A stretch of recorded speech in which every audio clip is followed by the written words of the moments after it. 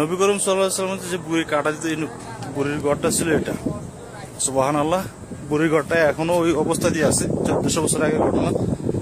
নবী সাল্লাল্লাহু আলাইহি ওয়াসাল্লাম, নবী মুহাম্মদ সাল্লাল্লাহু আলাইহি ওয়াসাল্লাম যেই রাস্তা দিয়ে যেতেন সেটা হচ্ছে গিয়ে এই সামনের রোডটা।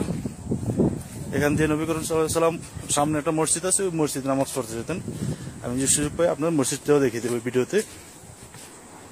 এটা ছিল গিয়া বুড়ির ঘর। এই যে গেট ও সহকার আছে, আর ওই খাজুর গাছের অবস্থানটা এখনো দেখা যাচ্ছে 1400 বছর আগে। সুবহানাল্লাহ, আল্লাহ চাইলে কি না করতে পারে। আর এই ছিল গিয়া তার ঘরের থেকে নামার রাস্তা।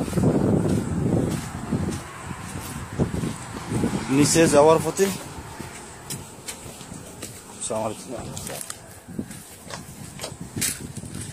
এই রাস্তা দিয়া নবী মোহাম্মদ ওই দিক থেকে ওই মসজিদে নামাজ পড়তে যেত। আর এই পাহাড়ের উপর ছিল ওই বুড়ির ঘর, যে বুড়ি নবী মোহাম্মদ সাল্লাল্লাহু আলাইহি ওয়াসাল্লামকে এই রাস্তাতে কাটা দিয়ে আটকে রাখতেন।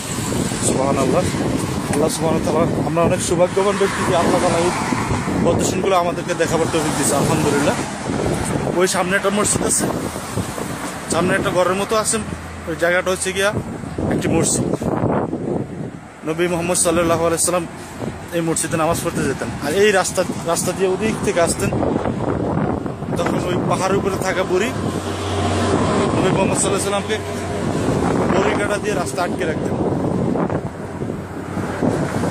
প্লিজ যারা আমার এই ভিডিওটা দেখবেন, দয়া করে ভিডিওটা শেয়ার করুন। এটা সৌদি আরবের তায়েফে অবস্থিত। সুবহানাল্লাহ,